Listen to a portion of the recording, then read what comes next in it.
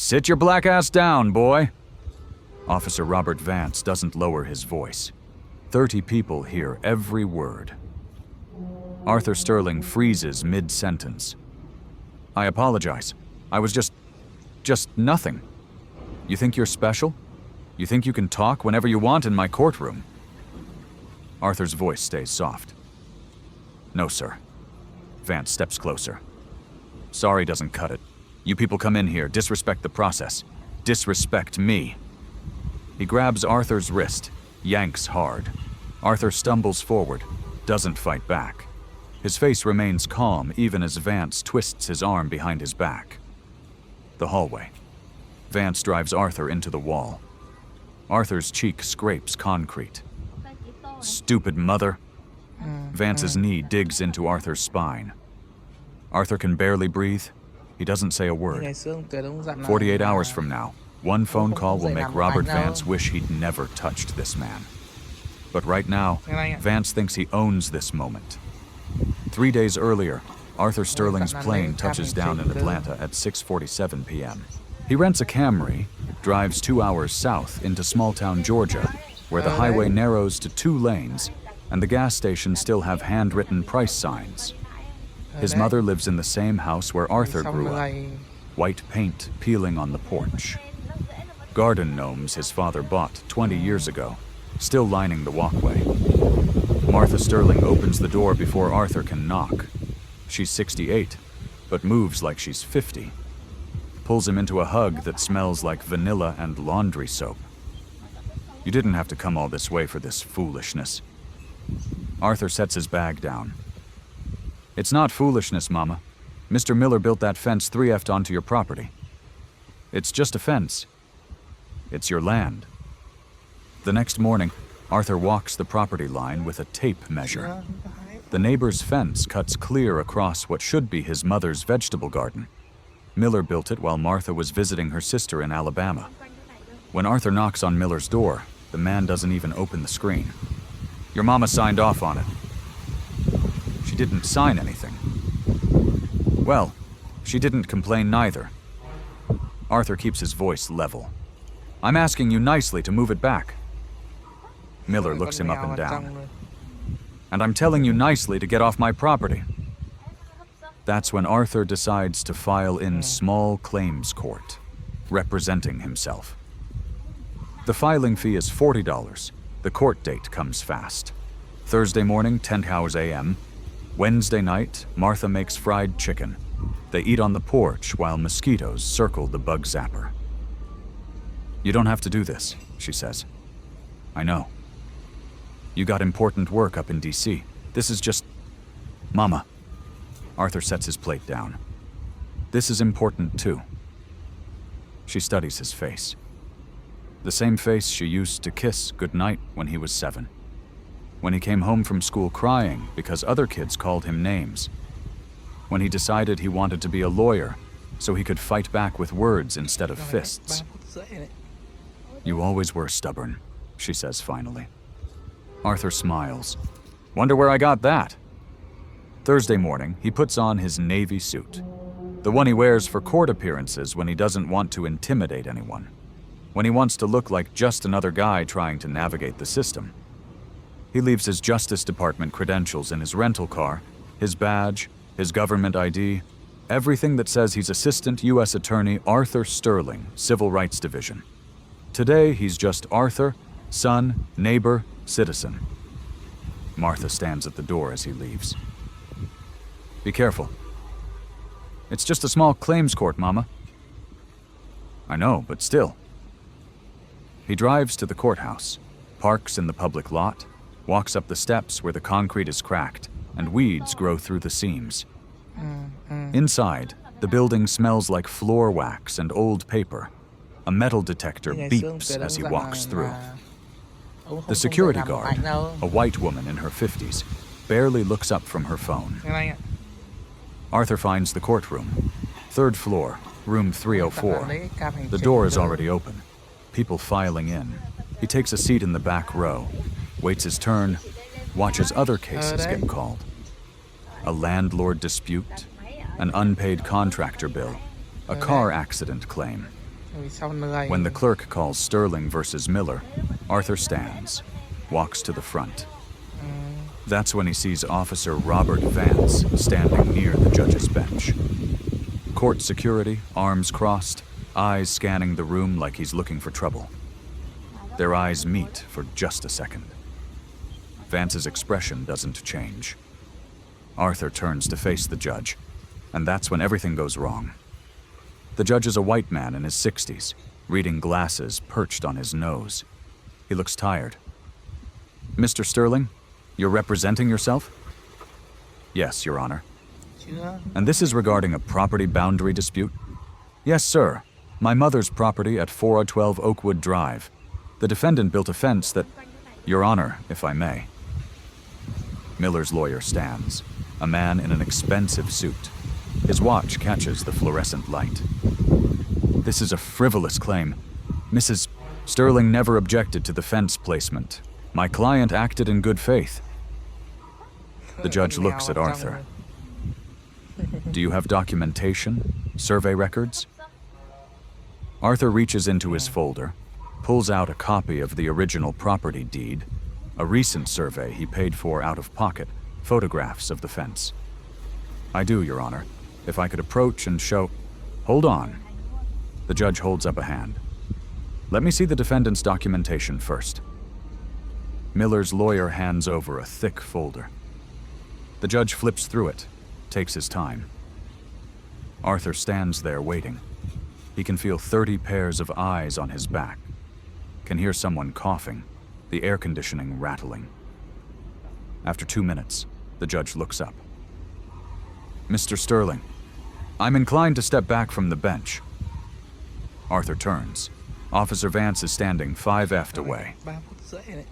I'm sorry, Arthur says. I said step back. Vance's hand is on his belt near his cuffs. Arthur glances at the judge. Your Honor, I was just... Officer Vance, he's fine. The judge waves a hand. Mr. Sterling, you were saying? Arthur turns back to the judge, opens his mouth to continue. Vance grabs his arm. Hey. Arthur tries to pull away on instinct. Not hard, just a natural reflex. Don't you pull away from me. Vance yanks Arthur backward. Hard enough that Arthur stumbles. The courtroom erupts, people standing, the judge banging his gavel. Officer Vance, that's not necessary. Vance isn't listening. He's dragging Arthur toward the door. Arthur's folder drops. Papers scatter across the floor. Sir, I wasn't doing anything. Arthur keeps his voice calm, keeps his hands visible. Shut your mouth. Vance shoves him through the doorway. Out in the hallway now, cinder block walls, fluorescent lights buzzing overhead. 3 people walking by stop and stare. Vance spins Arthur around, slams him face first into the wall. Arthur's cheek hits concrete. His glasses fly off, clatter on the linoleum. You think you can come in here and disrespect me? Vance's breath is hot on Arthur's neck. You think you're better than me? I wasn't... Arthur can barely get the words out. Vance's forearm is pressed against his spine. I said, shut up. Vance drives his knee into Arthur's lower back. Once, twice. Pain shoots through Arthur's ribs. He gasps, doesn't fight back. Every instinct in his body is screaming to defend himself, but he knows better. He's been trained. Not for this, but trained. Stay calm. Don't resist. Let it happen. Vance grabs Arthur's wrists, yanks them behind his back. Metal cuffs click shut, too tight, cutting into skin. You're under arrest for disorderly conduct and resisting an officer. Arthur's vision is blurry without his glasses. He can taste blood in his mouth, bit his tongue when his face hit the wall. Sir, please. His voice is barely a whisper. Please. What? Vance leans in close. Please don't arrest you. Please let you disrespect my courtroom. Please treat you special. Vance spins him around. Arthur can see now. 3 witnesses standing frozen. A woman with her hand over her mouth. A man recording on his phone. Vance sees the phone, too. Doesn't care. You people never learn. He shoves Arthur toward the stairs. Come on, let's go. Arthur's legs barely work, pain radiating through his back, his wrists screaming from the cuffs. As they pass the courtroom door, he can hear the judge calling for order, can hear his mother's voice somewhere, panicked. That's my son! That's my son! But Vance keeps walking down the stairs, through the lobby, out to the patrol car waiting in the back lot. Arthur Sterling gets arrested for trying to help his mother with a fence dispute, and Robert Vance thinks this is just another Tuesday. The video goes live at 2:17 p.m. The man who recorded it posts it on X with 3 words. This is Georgia. By 3:00 p.m., it has 12,000 views. By 5:00 p.m., it's at 200,000. By 8:00 p.m., it's trending nationwide. Justice for Arthur. 2.3 million views. The video is 42 seconds long. Shaky footage, but clear enough. Vance slamming Arthur into the wall, the knee to the spine, Arthur's glasses flying off, his face pressed against concrete, and the audio crystal clear. You people never learn. That line gets clipped, shared separately, played on loop, dissected, analyzed. Conservative accounts. Context matters. We don't know what happened before. Progressive accounts. This is exactly what we've been talking about. Local news picks it up by 6:00 p.m. Channel 7 runs it as their lead story. Local man assaulted by officer during court hearing. They don't know Arthur's name yet. Just a local resident attending a civil hearing. Arthur doesn't see any of it. He's in a holding cell at Millbrook County Jail. They processed him at 11:30 a.m. Took his wallet, his belt, his shoes, gave him a yellow jumpsuit that smells like industrial detergent. His ribs hurt. His wrists have purple bruises from the cuffs. There's dried blood on his collar from where he bit his tongue. He sits on a concrete bench and stares at the wall. 8 hours later, they let him make a phone call. He calls his mother. Martha Sterling has been crying for 6 hours. Her voice breaks when she answers. Baby, are you okay? I'm fine, Mama. They wouldn't tell me anything. I tried to follow, but they wouldn't. I know, I'm sorry. Sorry? You got nothing to be sorry for. Her voice rises. That man attacked you. Everyone saw it. Arthur closes his eyes, leans his forehead against the concrete wall. Mama, I need you to call someone for me. Who? He gives her a number. His colleague, Elena Thorne. Tells his mother to say he's fine. Just needs someone to handle bail. Arthur, why don't you tell them who you are? Tell them where you work. Mama, they can't do this to you. You're a federal... Mama, please! His voice is firm, gentle. Not yet. Just call Elena. Silence on the other end. Then, okay, baby. Okay. He hangs up, goes back to the cell, sits on the bench, waits. Outside, the firestorm grows. Reverend Thomas Wright sees the video at 6:30 p.m. He's known Martha Sterling for 30 years. Knows Arthur since he was a boy. Watched him graduate high school. Watched him go off to law school. He makes phone calls. By 8 p.m., there are 40 people outside Millbrook County Jail. By 9 p.m., it's 80. They're holding signs, chanting, "No justice, no peace." The local news cameras multiply. Channel 7, Channel 11, CNN affiliate, Fox News affiliate. A reporter shoves a microphone at Reverend Wright. What do you want to see happen? I want to see that officer arrested. I want to see justice. Do you know the man who was assaulted? I know his mother.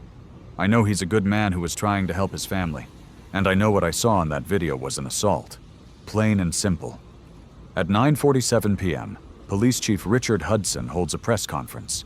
He's in full uniform, 3 stars on his collar, American flag behind him. He looks directly at the camera. This afternoon, an incident occurred at our county courthouse. I want to assure the public that we take all complaints seriously. However, it's important not to rush to judgment based on incomplete information. A reporter shouts, "Chief, the video shows your officer slamming a man into a wall." Hudson's jaw tightens. Officer Vance responded to a disruption in the courtroom. The individual in question refused to comply with lawful orders. Officer Vance acted within department protocol to maintain order and ensure everyone's safety. The man's glasses were knocked off his face. Sometimes force is necessary when someone resists. He wasn't resisting. It's on video. Hudson holds up a hand. Officer Vance is a decorated member of this department. 12 years of service. He has my full confidence. Now the individual has been processed and will be released pending a court date for disorderly conduct and resisting arrest. The press conference ends. The crowd outside the jail doubles. At 10:15 p.m., Arthur is released on his own recognizance. They give him back his wallet, his belt, his shoes. His phone is dead. Martha is waiting in the lobby. She runs to him, wraps her arms around him despite his wince when she touches his ribs. "Let's go home, baby." They walk out through a side door, but cameras find them anyway. Flashing lights, microphones. "Mr. Sterling, how are you feeling?" "Mr. Sterling, will you press charges?" "Mr. Sterling, what do you want people to know?" Arthur keeps walking, head down, his mother's arm around his waist. They get to her car. She drives. Neither of them speaks for 10 minutes. Finally, Martha says, "I called your colleague, Elena. She said she'd call you tomorrow." Arthur nods. "She also said..." Martha pauses. "She said you should have told them." "Told them what? Who you are? What do you do?" Arthur stares out the window, streetlights sliding past. Small-town Georgia, the town where he grew up, where he learned what justice was supposed to look like. "I shouldn't have to tell them who I am to be treated like a human being." Martha's hands tighten on the steering wheel. She doesn't argue, because she knows he's right, and she knows it won't matter. Chief Richard Hudson's phone rings at 8:47 a.m. He's drinking coffee, reading news coverage. The video has 6 million views now. His inbox has 400 messages, half from concerned citizens, half death threats. He picks it up without checking the caller ID. "Chief Hudson." "Chief, this is the Pentagon Force Protection Agency." Hudson stops mid-sip. "I'm sorry, who?" "Pentagon Force Protection Agency. We're calling regarding Arthur James Sterling, processed through your facility yesterday. Is he still in custody?" Hudson's stomach drops. "No, released last night. What is this about?" "Mr. Sterling's identification triggered an automatic alert during booking. Please hold for Department of Justice." The line clicks. Hudson stands. His chair scrapes. He's sweating. A woman's voice comes on. Professional. Cold. "Chief Hudson, this is Office of Professional Responsibility, Department of Justice. Are you aware of who Arthur Sterling is?" "He was arrested for disorderly conduct, and Arthur Sterling is Assistant U.S. Attorney, Civil Rights Division. He prosecutes law enforcement misconduct. Your officer just assaulted a federal prosecutor on camera." The room tilts. Hudson sits down hard. "He didn't identify himself. He doesn't have to. Preserve all evidence. Body camera footage, booking records, everything. Do not delete or alter anything. Our team arrives today. You'll receive official notification within the hour." She hangs up. Hudson stares at his phone. His hand shakes. He dials Mayor Sarah Jenkins. She answers immediately. "Linda, we have a problem." "I know, that video is everywhere." Worse than the video. The man Vance arrested is a federal prosecutor. Department of Justice. Civil Rights Division. Silence. Then, "What?" "He prosecutes cops for doing exactly what Vance did." "Oh my God." Her voice drops. "Does Vance know?" "I don't know. Justice is asking the same question. Sarah, if Vance knew..." "I know. Get me Vance's personnel file. Every complaint, everything, now." Hudson hangs up, opens his laptop, searches the personnel database. Officer Robert Vance, hired 2012. He clicks the disciplinary record. 11 complaints. His hands shake harder. 11 complaints, all excessive force. All cleared by internal investigation. All signed off by Chief Richard Hudson. He clicks the names. Julian Reed, black male, 2018. Sophia Mendez, Hispanic female, 2019. David Wu, Asian male, 2020. Tyson Banks, black male, 2021. Every single one. People of color, every single one, cleared. And now Vance just assaulted a federal prosecutor who specializes in this exact pattern. Hudson closes his laptop, puts his head in his hands. His career just ended. 40 miles away, Arthur sits at his mother's kitchen table, his phone finally charged. 53 missed calls, 112 texts. The first call is from Elena Thorne. He answers. Arthur, why didn't you tell me? Tell you what? That you were in Georgia. That you... She stops. The Pentagon flagged your military ID during booking. Justice knows what happened. Arthur closes his eyes. Elena. Arthur, you're a federal prosecutor who got assaulted by local police on camera. This isn't personal anymore. I was handling it. You can't handle it. You're the victim. You can't investigate your own assault. Silence. Arthur knows she's right. 15 years building cases. 15 years teaching officers they're not above the law. Now he's the case. What happens now? He asks quietly. Elena's voice softens. Now we do what you've always done for everyone else. We get you justice. Arthur stares at the kitchen table. The same table where he ate breakfast as a kid. Where his father taught him to tie his shoes. Where his mother told him he could be anything. He never wanted this. Never wanted to be the story. But Robert Vance made that choice for him. Okay, Arthur says finally. Okay. Elena exhales. I'm flying down today. Don't talk to anyone until I get there. She hangs up. Martha walks into the kitchen, sets a plate of eggs in front of him. Eat. Arthur looks at the food. His ribs still hurt. His wrists still have bruises. Mama, I'm not hungry. I don't care. Eat. So he does. Because even when the world turns upside down, mothers still make breakfast and sons still listen. Elena Thorne arrives at 4 a.m. in a black SUV with 2 other attorneys from the Civil Rights Division. She's 45, sharp suit, sharper eyes. She's worked with Arthur for 8 years, respects him more than anyone else in the office. Right now, she's furious. They set up in Martha's living room. Laptops on the coffee table, files spread across the couch. Martha brings sweet tea nobody drinks. Elena looks at Arthur. Really looks at him. The bruise on his cheekbone. The way he winces when he shifts in his chair. Walk me through everything, she says. Arthur does, every detail. The property dispute, the courtroom, Vance's reaction. Elena takes notes, doesn't interrupt. When Arthur finishes, she's quiet for 30 seconds. Then, Vance's reaction was unusually aggressive, even for what we see in these cases. I thought the same thing. Elena opens her laptop, pulls up a file. Arthur, you've been monitoring Millbrook PD for 8 months. Separate case, pattern investigation. Yes. Vance's name is in your files. Arthur nods slowly. 11 complaints, all dismissed. Elena turns the laptop toward him. Look at this.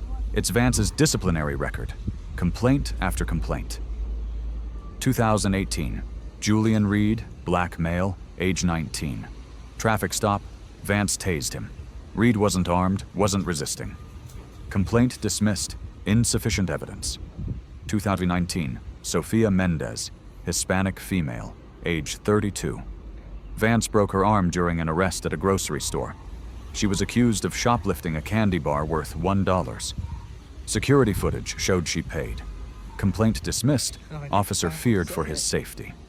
2020. David Wu, Asian male, age 47. Peaceful protest. Vance pepper sprayed him directly in the face from 2 FT away. Wu required hospital treatment. Complaint dismissed. Crowd control measures justified. 2021. Tyson Banks, black male, age 53, school board meeting. Vance dragged him out and tased him in the parking lot. Banks was speaking during the public comment period. Complaint dismissed, disruptive behavior. 2022. Eleanor Hayes, black female, age 61, traffic stop for broken tail light. Vance slammed her against her car, dislocated her shoulder. Complaint dismissed, resisted arrest. 2023. Brian Foster, black male, age 28, welfare check. Vance entered Foster's home without a warrant, put him in a chokehold in his own kitchen. Foster's 5-year-old daughter watched. Complaint dismissed, the officer felt threatened. 11 complaints total, all people of color, all dismissed. All investigations signed off by Chief Richard Hudson. Elena closes the laptop. He knew Arthur. Knew what? Vance knew who you are. He had to. Arthur shakes his head. How could he? Elena's phone buzzes. She looks at it. Her expression hardens. We just got body cam footage from Vance's partner, the partner who was in the courtroom. She opens the video file, turns up the volume. The footage shows the courtroom from a different angle. Arthur at the bench, Vance standing 6 FT away. Then Arthur starts speaking to the judge. Vance leans toward his partner. His voice is barely audible, but the microphone picks it up. Watch this. Teach him a lesson. The partner responds. Vance, he's just... Vance interrupts. I know who he is. Elena pauses the video. The room goes silent. Arthur stares at the frozen image. Play it again. Elena does. I know who he is. Arthur's chest tightens. He knew. He knew. Elena closes her laptop. Someone told him you were coming. Someone inside the department leaked your identity. Who? We'll find out. Over the next 3 days, Elena's team works 16-hour shifts. They interview witnesses from the courtroom. 3 people saw everything. All 3 confirm Arthur was calm, respectful, never aggressive. They pull Arthur's monitoring files on Millbrook PD. The pattern is clear. 67 complaints over 5 years. 89% involve minorities. 3% result in any discipline. They request all internal communications mentioning Arthur Sterling, and they start interviewing Vance's other victims. Julian Reed comes first. He's 25 now, works at a hardware store, still has nightmares about the tasing. He sits in Martha's living room, tells his story. I was driving home from work. Vance pulled me over, said my tag light was out. I said, "Yes, sir, I'll fix it." He asked for my license. I reached for my wallet. He yelled, "Get out the car." I got out. He told me to turn around. I turned around. Then I'm on the ground and there's electricity shooting through my body and I can't breathe and I'm thinking I'm going to die. Julian's hands shake as he talks. I filed a complaint. They said I must have done something to make him scared. I'm 140 lbs. Vance is 220. But somehow I scared him. Sophia Mendez comes next. She's 36 now. Her arm never healed right. He said I stole. I didn't steal anything. I paid for my groceries. I showed him the receipt. He grabbed my arm and twisted it, and I heard it snap. The sound, I still hear that sound. She lifts her sleeve, shows the scar from surgery. I can't lift my daughter anymore. She's 4. I can't pick her up when she cries. David Wu, Eleanor Hayes, Brian Foster. One by one they come. One by one, they tell their stories. Every story has the same pattern. Vance escalates. Vance uses force. Vance lies in his report. Every time, Chief Hudson clears him. Elena records everything, documents everything. On the 4th day, she gets the email records. Someone in the Millbrook PD IT department cooperates, sends everything requested, and more. Elena opens the file at 11:20 p.m. Arthur and Martha are asleep. Elena sits alone in the living room with her laptop. She finds it at 11:47 p.m. An email sent 3 days before Arthur's court date from Officer G. Salazar to Officer Robert Vance. Subject, FYI. Body. Heads up, guy coming to court Thursday. Arthur Sterling. He's DOJ, the one investigating us. Thought you should know. Sent Monday, 6:23 p.m. Vance's response came 40 minutes later. From Officer Robert Vance to Officer G. Salazar. Subject, FYI. Body. Thanks, I'll handle it. Sent Monday, 7:03 p.m. Elena stares at the screen. Her hands are shaking. She picks up her phone, calls the lead investigator at Justice, wakes him up. We've got him, she says. Vance knew. He knew exactly who Arthur was, and he assaulted him anyway. The investigator is silent for 3 seconds. Then, forward me everything. I'm calling the U.S. Attorney tonight. We're convening a grand jury. Elena hangs up, sits in the dark, thinks about Julian Reed, Sophia Mendez, all of them. Thinks about how many times they told their stories and nobody listened. Nobody cared until Vance touched the wrong person. She opens her laptop again, keeps digging, finds another email, this one from 2 days before the assault. From Chief Richard Hudson to Officer Robert Vance. Subject, Thursday. Body. Federal prosecutor attending court tomorrow. Arthur Sterling, civil matter, be professional. Sent Wednesday, 4:15 p.m. Vance's response, from Officer Robert Vance to Chief Richard Hudson. Subject, Thursday. Body. Always am. Sent Wednesday, 4:22 p.m. Chief Hudson knew. He knew Arthur was a federal prosecutor. He knew Arthur was attending court. He warned Vance to be professional, and Vance did it anyway. Elena prints everything, organizes it into folders. Evidence A through Z. At 2 a.m., she finally closes her laptop, walks to the guest room where Arthur is sleeping, stands in the doorway, watches him breathe. He's been fighting for people like Julian and Sophia his entire career. 15 years of building cases, interviewing victims, stacking evidence, pursuing justice. Now he's one of them. But this time, the evidence isn't just strong. It's overwhelming. She goes back to the living room, opens her phone, starts drafting the memo that will end Robert Vance's career. Outside, Millbrook sleeps, unaware that by morning, everything will change because Elena Thorne has receipts, and she's not letting this go. The Millbrook Police Union calls a press conference at 10 a.m. Union President Greg Mason stands at a podium, American flag behind him. 20 officers in uniform standing in rows, show of solidarity. Mason is 58, gray hair, strong jaw. He's defended every officer who ever faced discipline. Officer Robert Vance is a hero, 12 years of dedicated service, not a single disciplinary action on his record. A reporter raises her hand. What about the 11 complaints? Mason doesn't blink. All investigated, all unfounded. Officer Vance did his job. The video shows him slamming Mr. Sterling into a wall. The video shows Officer Vance responding to a disruption. Mr. Sterling refused lawful orders. Officer Vance did his job. Another reporter. Mr. Sterling is a federal prosecutor investigating your department. Mason's expression hardens. Exactly. A prosecutor with an agenda. A man who's made a career attacking law enforcement. He came to Millbrook looking for confrontation. Are you saying Mr. Sterling wanted to be assaulted? I'm saying Mr. Sterling knows how to manipulate situations. He's a lawyer. He knows what sells on social media. The press conference ends by noon. Conservative media runs with it. Federal prosecutor with a history of targeting police. DOJ lawyer caught disrupting courtroom.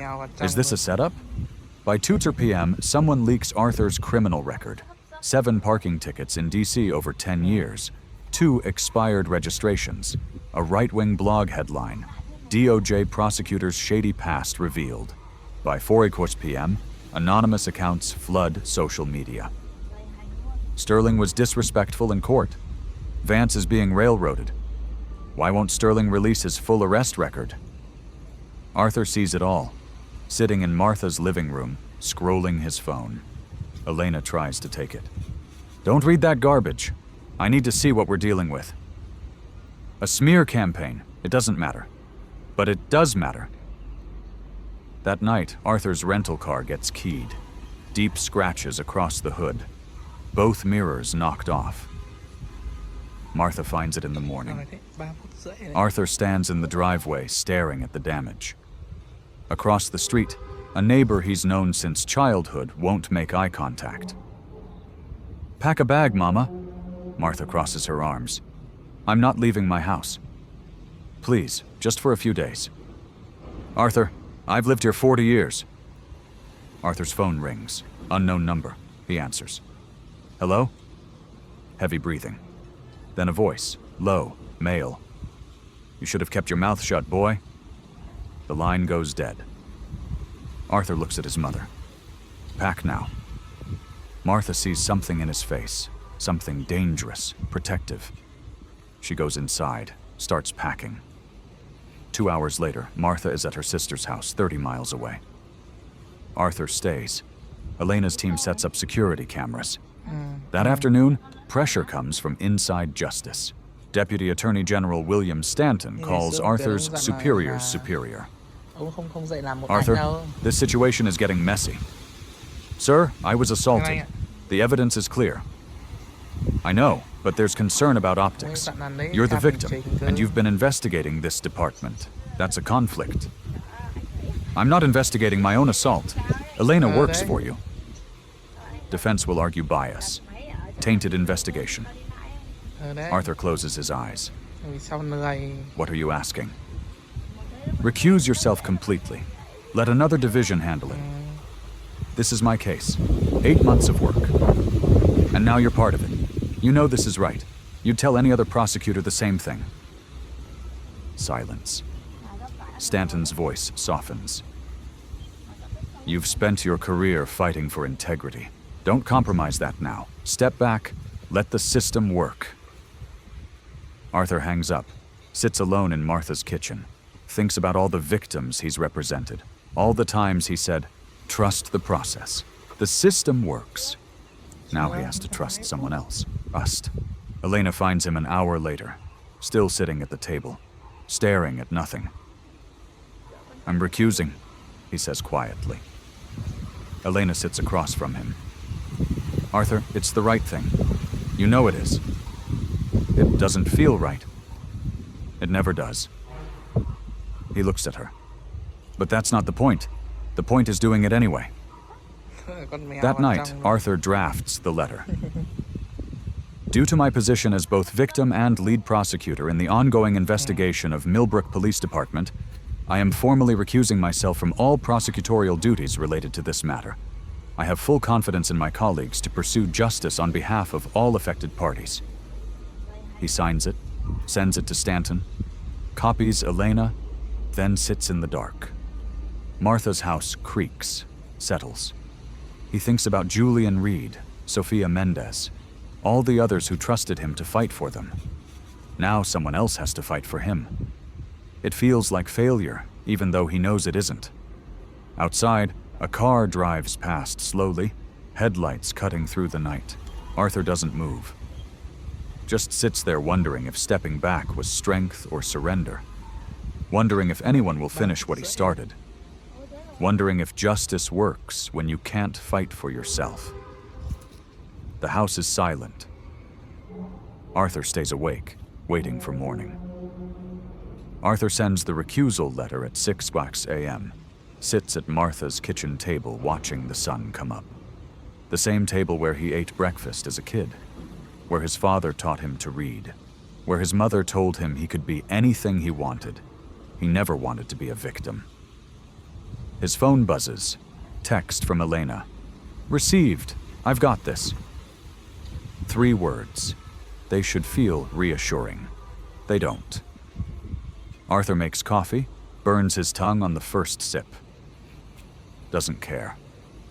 Just holds the mug and stares out the window at the garden his mother tends every spring. The fence that started all this is still there, still 3F'd onto her property. He came here to fix a fence. Now his career hangs in the balance. At 9:00 a.m., he drives to the courthouse. Same building where Vance assaulted him. He parks in the same spot, walks up the same steps. Every muscle in his body wants to turn around. He keeps walking. Inside, a reporter recognizes him, shouts his name. Others swarm. Cameras, microphones. Mr. Sterling, why did you recuse yourself?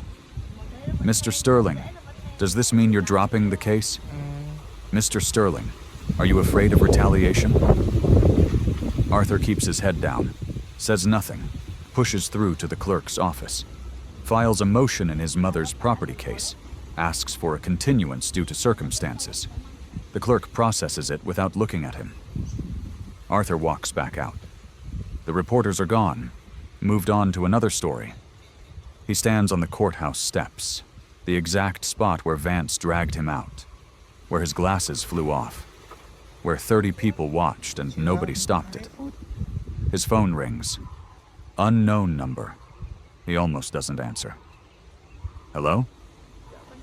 Mr. Sterling, this is Judge Harrison from your hearing. Arthur's grip tightens on the phone. Yes, Your Honor. I want you to know... The judge pauses. I should have stopped it. What Officer Vance did. I should have intervened immediately. I didn't. I'm sorry. Arthur doesn't know what to say. I've submitted a statement to the Justice Department investigation, the judge continues. Officer Vance's actions were unprovoked and excessive. I should have said that from the beginning. I was scared of the union, of the backlash. But that's no excuse. Thank you, Arthur manages. No, thank you for not letting this go. The judge hangs up. Arthur sits on the steps, right there in public.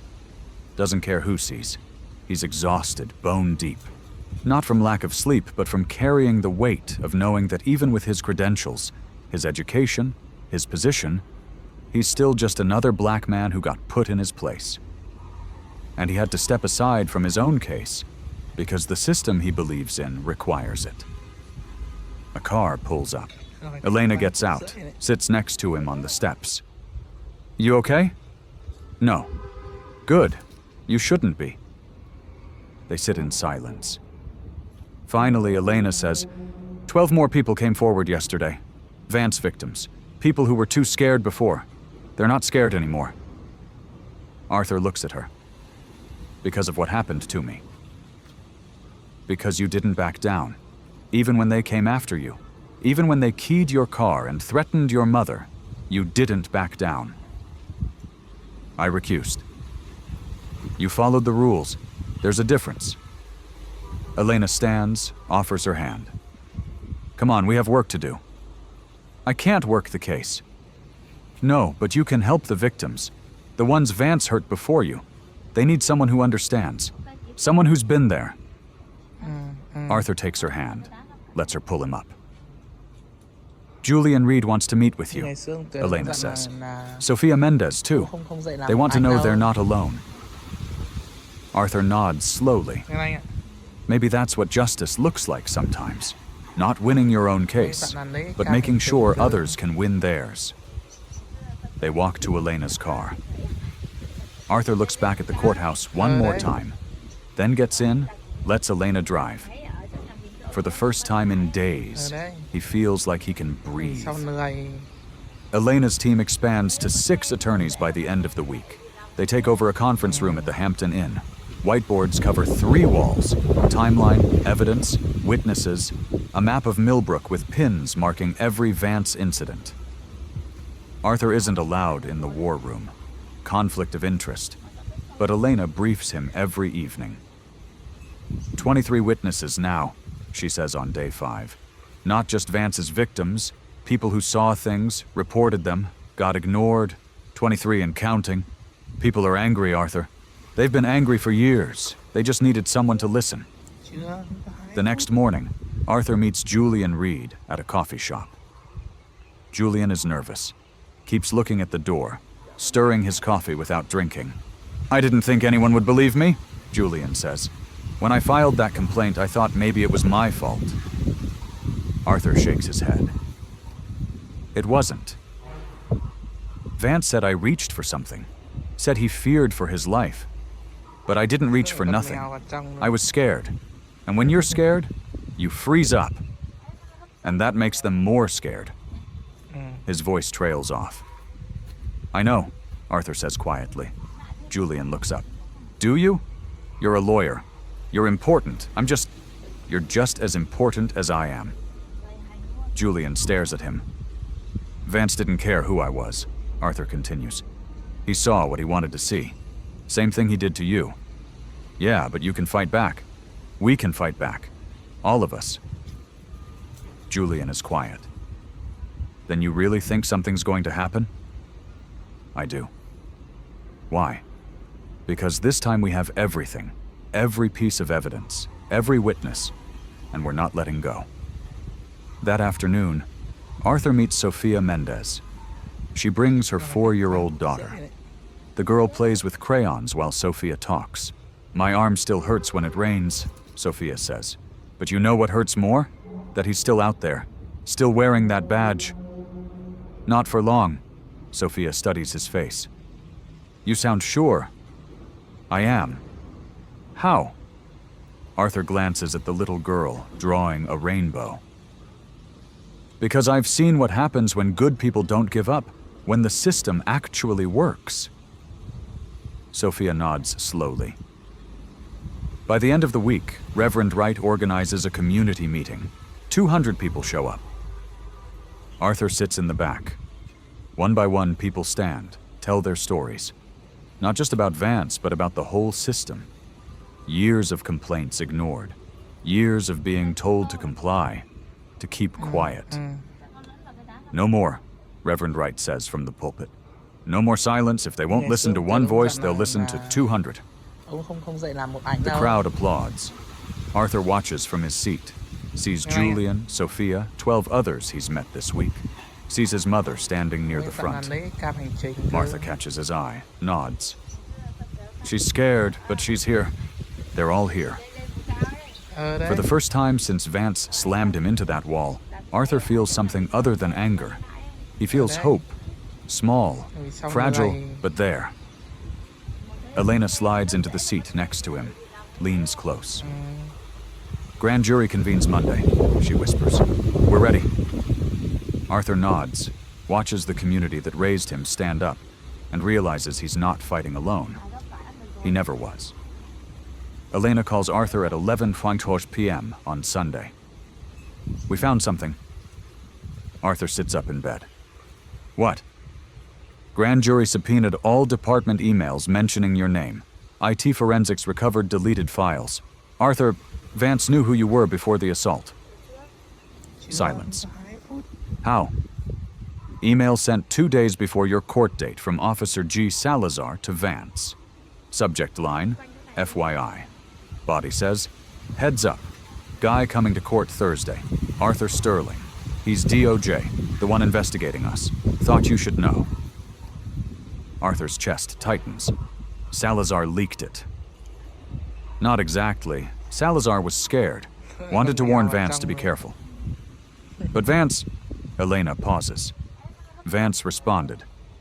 Thanks. I'll handle it.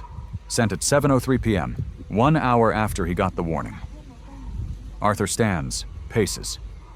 He planned it. Yes. He knew I was DOJ, knew I was investigating, and he assaulted me anyway. Worse, there's another email from Chief Hudson to Vance day before your hearing. Hudson wrote, Federal prosecutor attending court tomorrow. Arthur Sterling, civil matter. Be professional. Arthur stops pacing. Hudson knew too. He knew. He warned Vance. Vance responded, always am. Then Vance went into that courtroom and did exactly what he did. That's not assault. That's premeditated retaliation, obstruction of justice, civil rights violation. Vance didn't snap. He chose. Arthur sits back down. His hands are shaking. There's more, Elena says. We traced Salazar's phone records. 8 calls between Salazar and Vance the week before your hearing. Text messages, too. Salazar was feeding Vance information about the department investigation. Was Salazar the leak? No. Salazar was getting information from someone else. We're still tracing it. But Arthur, this goes deeper. Salazar, Vance, Hudson, they all knew, and they all let it happen. Arthur closes his eyes. All those times he wondered, did I do something wrong? Did I somehow provoke this? No. Vance hunted him, waited for him, and struck when he thought nobody would care about another black man getting put in his place. What about the judge? Arthur asks. Did he know? No, we checked. Judge Harrison had no idea about your position. That's why he looked so confused when Vance escalated. But he didn't stop it. No, he didn't. Elena's voice softens. But he's cooperating now. Full statement. He's sick about it. Arthur thinks about Judge Harrison's phone call, the apology, the shame in his voice. When does the grand jury hear this? Arthur asks. Tomorrow, 9:00 a.m. We're presenting everything. The emails, the phone records, Vance's complaint history, Chief Hudson's pattern of clearing him, and we're recommending charges against all three. All three? Vance for assault, civil rights violation, and obstruction. Hudson for conspiracy and negligent supervision. Salazar for obstruction. Arthur is quiet. Arthur? You still there? Yeah, I'm here. This is it. This is what we needed. Vance doesn't get to claim he didn't know. He doesn't get to say it was a misunderstanding. He knew exactly who you were, and he did it anyway. After they hang up, Arthur sits in the dark. Thinks about Julian Reed, how Vance tased him for no reason. Thinks about Sophia Mendez, how Vance broke her arm over a $1 candy bar. Thinks about all of them. Vance didn't hurt them by accident. He hurt them because he could, because nobody stopped him, because Chief Hudson cleared him every single time. Arthur's phone buzzes. Text from Julian. Can't sleep. Nervous about tomorrow. Arthur types back. Me too, but we've got this, Julian. How do you know? Arthur stares at the question. Types. Because this time the truth can't hide. He sends it, lies back down, stares at the ceiling. Tomorrow, Robert Vance's career ends. Tomorrow, Chief Hudson's career ends. Tomorrow, 23 victims get to tell their stories to a grand jury that will actually listen. Tomorrow, the system works. Arthur closes his eyes. For the first time in 2 weeks, he sleeps through the night. The federal courthouse is packed by 8:30 a.m. News vans line the street. Reporters crowd the steps. Protesters hold signs. Justice for Arthur. End police brutality. Vance must pay. Arthur arrives with Elena at 8:45. They push through the crowd. Cameras flash. Questions shouted. Arthur keeps his head up this time. Doesn't hide. Inside, the grand jury room is on the 3rd floor. Arthur isn't allowed in. Witnesses and prosecutors only. He waits in the hallway with Julian, Sophia, and the others. Martha sits beside him, takes his hand. Scared? She asks. Terrified. Good. Means you still care. At 9 a.m. sharp, Elena enters the grand jury room. 2 other attorneys with her, arms full of files. The door closes. Arthur waits. 1 hour passes, then 2. At 11:30, Vance's partner comes out. The one who wore the body cam. His face is pale, won't look at anyone. At 12:15, Julian goes in. He's inside for 40 minutes, comes out wiping his eyes. Arthur stands. Julian nods. I told them everything. Sophia goes in at 1:35 minutes. She comes out stronger than she went in. One by one, the victims testify. At 3:00, Chief Hudson arrives, flanked by 2 lawyers. He looks smaller than he did on TV. Older, he goes in, doesn't come out for 90 minutes. At 4:30, the grand jury breaks for deliberation. Arthur paces the hallway, can't sit still. Martha tries to feed him a sandwich. He can't eat. What if they don't indict? He asks Elena. They will. But what if, Elena? Elena grabs his shoulders. We have emails showing Vance knew who you were. We have a body cam showing premeditation. We have 11 prior victims. We have Hudson's pattern of cover-ups. We have everything. They've had everything before. Other cases, other departments, and nothing happened. This time is different. Why? Elena looks him in the eye. Because you're still standing. Because 23 people found the courage to stand with you. Because the evidence is undeniable. That's why. At 5:47 p.m., the grand jury foreman sends word. They've reached a decision. Everyone files back into the courtroom. Arthur sits in the gallery, front row. Martha on one side, Julian on the other. The foreman stands. White man, mid-60s, reading glasses. In the matter of the United States versus Robert Vance, Officer Vance is indicted on 3 counts. Assault under color of law, deprivation of civil rights under 18 U.S.C. 242, and obstruction of justice. The room erupts. Arthur closes his eyes, breathes. In the matter of the United States versus Thomas Hudson, Chief Hudson is indicted on 2 counts: conspiracy to obstruct justice and willful negligence in supervision. Martha squeezes Arthur's hand so hard it hurts. Officer Salazar will not be indicted due to cooperation with investigators. The foreman sits. It's done. Outside, Elena holds a press conference on the courthouse steps. Today, a grand jury affirmed what we've known from the beginning. Officer Robert Vance violated Arthur Sterling's civil rights. Chief Hudson enabled that violation through years of looking the other way. But this case isn't just about one assault. It's about a pattern. A system that protected bad officers at the expense of good people. A reporter shouts, "What happens now?" Now, Officer Vance faces 5 to 10 years in federal prison. Chief Hudson faces 2 to 5 years and loss of pension. And Millbrook Police Department will be placed under federal consent decree. Body cameras will be mandatory. Complaints will be reviewed by an independent board. Training will be reformed. This department will change, or it will answer to us. Another reporter. Mr. Sterling, do you have anything to say? Arthur steps forward. The crowd quiets. I came to Millbrook to help my mother with a fence. I didn't come looking for this. But Robert Vance made a choice. He chose to see me as a threat instead of a citizen. He chose violence instead of respect. And because of that choice, 23 other people found the courage to say, "This happened to me too." His voice is steady, clear. This case isn't about me. It's about Julian, Sophia, Eleanor, Brian, all of them. They deserved justice years ago. Today, they're finally getting it. The crowd applauds. Arthur steps back, lets Elena finish. It's over. Robert Vance is going to prison, and the system that protected him is being torn down. 8 months later, Robert Vance is sentenced to 4 years in federal prison.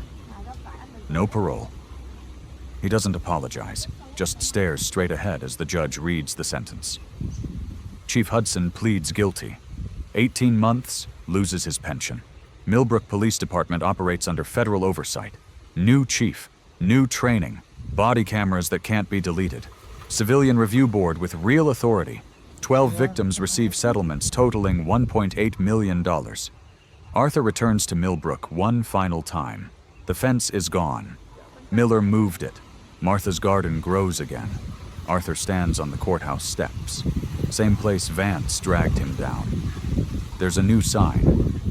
Equality under law. He thinks about Julian, Sophia, all of them. About a system that only listened when forced. Arthur drives away. His work isn't finished. There are more Millbrooks, more Vances, more victims waiting. He'll be back somewhere because that's what you do when the system fails. You make it work, one case at a time. This story started with a fence, ended with a reckoning. Arthur never needed a title to deserve dignity, but his title forced the system to face itself. Here's the question. How many suffered before Arthur? How many are suffering now? If this moved you, like this video. Subscribe to Justice Uncut for more stories. Comment. Have you witnessed injustice like this? Because silence protects the bullies. Our voices stop them. At Justice Uncut, we don't polish away the pain or water down the message. We tell it like it is because the truth deserves nothing less. If today's story spoke to you, click like, join the conversation in the comments, and subscribe so you'll be here for the next Uncut Voice.